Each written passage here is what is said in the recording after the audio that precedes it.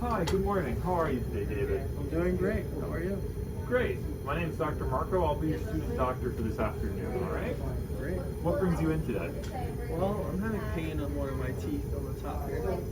Okay, can you tell me how long? About a week now. All right, sure. Well, I'm going to examine you real quick, and then we can talk about it, okay? Sure. All right. All right, I think I see your problem, David. And I'd say I'd agree with you. I'd say that you do have a cavity there. Something I've noticed is you have a lot of staining, a lot of dark staining between your teeth. I've noticed that you have a certain odor to your breath. That's probably from the smoking. Oh, you smoke? Okay. Yeah. Okay, sure. Can I ask when you started? Around 5 years ago. All right. And how often would you say you smoke? Well, I started on a couple cigarettes a day when I was 15, but now I move on to a pack a day now. You're pack a day. Okay. Okay. Well, one of the problems with smoking, and you have this problem as well, is in addition to giving you a bad odor and a lot of staining, it can also destroy the bone around your teeth and accelerate that process. So, would you be interested in quitting smoking by any chance? Oh, for sure. For sure? Great. Have you ever tried before? I tried a couple times, but not really had much success with it. Noted. Okay. David, so what I have here now is a device called a carbon monoxide detector. And basically what you do is that you're going to breathe into it, and it's going to tell you how much carbon monoxide you have in your blood. Carbon monoxide is a very common part of cigarette smoke, and how much you have in your blood can give us just a quick indication of how much you smoke and how much it affects your health, okay? So you can just exhale into this. Great. So the level that you have is a 25 parts per million, and what that means is that you have a very high exposure to both cigarette smoking and to the toxic components in cigarette smoke. So a normal reading for carbon monoxide in an average person is from 0 to 6 parts per million, and once you start getting to 10, you're in the danger zone of how it could be negatively impacting your health. As you can imagine, a value of 25 is, sky's the limit. So it's just to help you get an idea of how your smoking might be negatively affected. Can I ask you, when you first started using tobacco, you said at the age of 15. 15, Yeah. right? Great. And can I ask what led you to start? Well, I had lost my father at the time, and all my friends were doing it, so kind of that mix of stressful environment and having everyone else around me doing it kind of led me to it. Yeah. And that's when I first started smoking. Yeah, your environment can have a big impact on you, I understand. I'm sorry about your father too. No problem. Can I ask how often and when you smoke now? Well, I smoke around a pack a day, I would say. Say, for example, do you smoke at lunch? Do you smoke when you get in an argument? Do you smoke when you have frustrations at work? Yeah, after every meal for sure, and after some stressful situations if need be. One definitely in the morning and one before bed. Gotcha. Okay. Do you have a favorite place that you like to smoke? Your back patio preferred, the bathroom? I like anywhere. Anywhere? Anywhere that they let. Of course, of course. Okay. And have you noticed any problems with smoking that negatively affect your personal life? Well, yeah, definitely my exercise, my ability to exercise. When I go upstairs, I'm kind of out of breath right away. Okay. Which bothers me, but... Does anyone ever complain about the odor? Is your family and friends okay with the odor? No, they weren't, but they got used to it by now. I kind of ignore them. But, yeah, do other people in your life smoke? No, nobody else. Nobody at all? Even those old friends who got you into smoking, do you still not run really with them at all? No, not really. Gotcha, okay. And can I ask what led you to wanting to quit? Why not? Well, mainly my inability to exercise. I kind of want to get out there more. Yeah, definitely. You're a young guy. Feel healthier. Of course. Okay, so I have a couple more questions for you. Okay. So as far as your living situation, are you living alone right now? Do you have any kids? I live with my family. I live with my wife and my 2 kids. And I know you said before that you don't really have anyone in your life right now who also smokes. Do any of them smoke? Your wife or your kids? No, none of them smoke. It's just me. How old are your kids? They're 3 and 4. Oh, very nice. And as far as your education, did you go to high school? Yeah. I actually got my degree in biochemistry in college. Very So nice. it was So a you have a bachelor's though. bachelor's. Yeah, nothing fancy. And now I know we went through the medical history, but I'm just going to ask you a couple more questions about your medical history. Sure. Do you experience depression? Yeah, I'd say I get depressed sometimes. Have you been diagnosed with depression? No, but there are periods where I'm like sad for months at a time, and then Do you yeah. feel that during those months you're smoking more often or less often or the same? I do, but it's hard to tell if it's really if I'm really smoking more because I feel sad, or if I'm just feeling sad because I'm really stressed out about work. Okay. You know, so I don't really know if it's So normal you or not. think work. Work is huge for me. Work is Okay. huge for me. Have you ever been diagnosed as having schizophrenia? No. Do you have a panic disorder? Like, do you often have panic attacks when you feel stressed? I wouldn't say so when my boss yells at me, but. Okay. And have you ever been diagnosed with any type of personality disorder? No. Do you ever feel hopeless, like a sense of hopelessness? Not really, but during the whole pandemic thing, a little bit. But I'm Okay. doing better now. And do you feel like that has triggered you to smoke more often? Yeah, I definitely bumped up I definitely got to a pack a day over the pandemic. So before the pandemic, you weren't smoking that much? Well, I mean, still like half a pack, Half a pack a but day. now like a whole pack, yeah, pretty much double. Do you experience trouble sleeping? Sometimes I wake up and I just gotta cough a lot. Coughing, Yeah. okay. But no trouble getting to sleep? No, I fall asleep like a baby.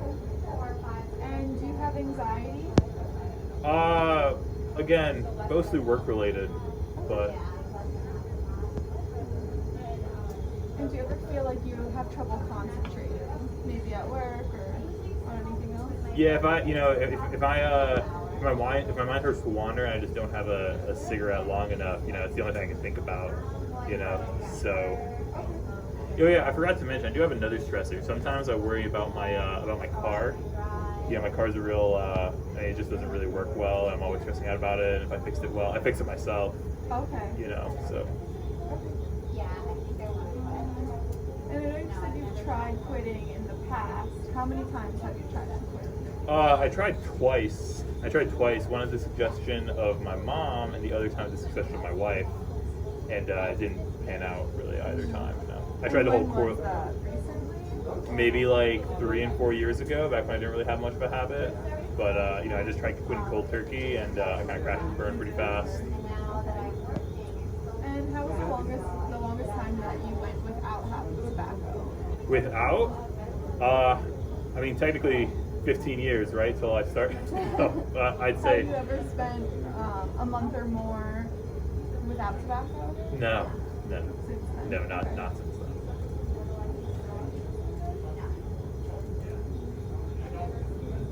So when you did try to quit in the past, did you said you tried to quit cold turkey.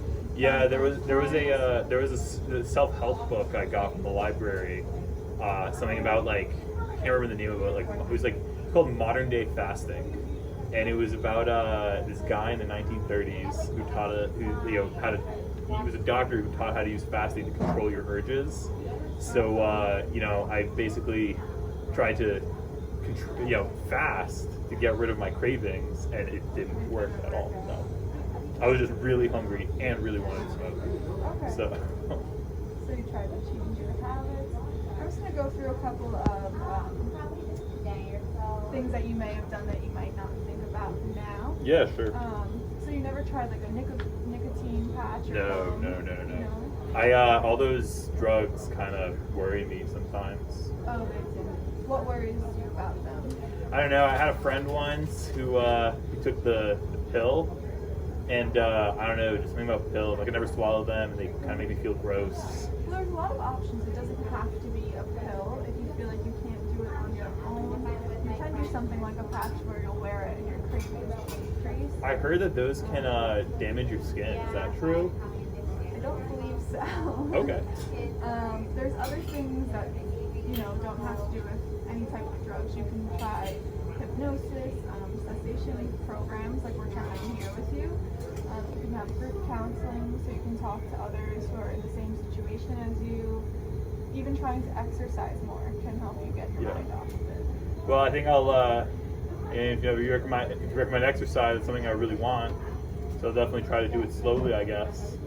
And, I guess the nicotine patch, I guess I was wrong. I guess I am willing to try it then. I'll be open to it. So to end this appointment, I want to start thinking about a quick date for you. So I don't want you to go home and try the whole cold turkey again because it doesn't really seem to be working for you. So what I'd like to do is make small changes in the beginning. Okay. So I don't want you to quit today, but say 2 weeks from now, I want to meet with you again and we'll see how you're doing. In these 2 weeks, instead of just cutting out cigarettes altogether, I want you to start lowering the stressors that you feel in your life. So if it's at work, think of a coping mechanism. If you do get into an argument with your boss, kind of take a deep breath and instead of immediately going to the cigarette, see if there's something else that can help lower that stress. Okay. If it's at home, if you're exhausted at work, and if you feel like you can't work to your full potential and you need more sleep, see if someone can help you with the kids. See if you can have someone else take a look at your car, help a little bit of that stress to go away. Okay. And then in 2 weeks we'll meet again and work on, quitting. Okay. So just 2 weeks, throw out all the stressors. Yeah. No back crap. Okay. Sounds like a plan. Thank you, doctor. Yeah. Do you have any questions for me?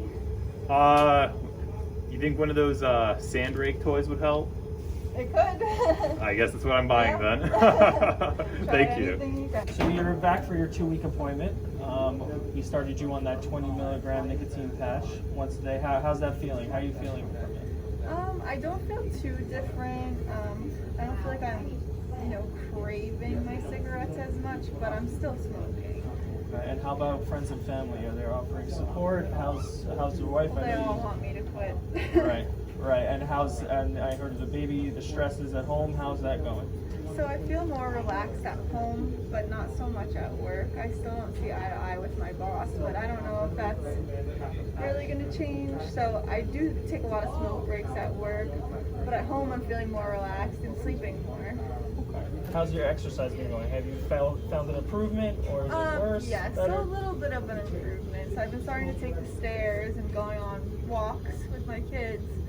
But, I think it's going to take me a little bit of time.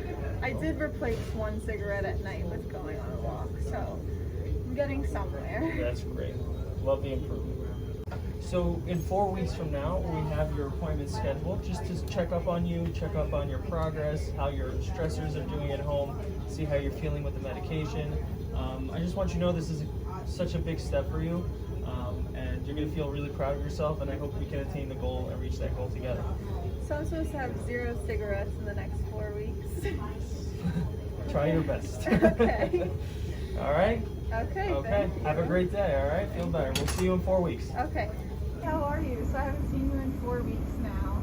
How have you been feeling? Good. I've been working on getting all the stressful things out of my life. Every time I find that I do get stressed out or I'm in a situation, I've been trying to take walks and deep breaths, and sometimes I just keep a chocolate bar with me just in case I have that craving. I try to just replace the cigarette with something else. That's great. Yeah, I also hired a nanny at home, so she's helping me with the kids. And ever since I stopped smoking, I feel a lot healthier, and when I'm outside with them, running around, I feel like I can keep up with them. Before, it was hard. Okay. So now that I've stopped, it's been a lot better. So you haven't had a cigarette at all in the last 4 weeks? It's been hard, but I haven't. Congratulations. I'm very proud. So we did the carbon monoxide monitor reading again, and the number came back a lot better. So it's at a 4 now, which is great. Anything That's over amazing. 10 is when we worry. So that's very good. So in this time that you haven't had a cigarette, have you been having any, symptoms, anything like that? Like any cravings, anxiety, restlessness? Of course, Afterwards, I've had some cravings. It hasn't been easy, but like I said, I started replacing that with other things. So my favorite food is chocolate. So I've been trying to have some chocolate, sometimes ice cream. It's not the healthiest thing, but I think it's better for me It's a than good cigarettes. start. Yeah. Yeah, so Slowly we'll cut back from that. that's very good, and then you can start replacing that with more healthy options. But I think that's a very good start.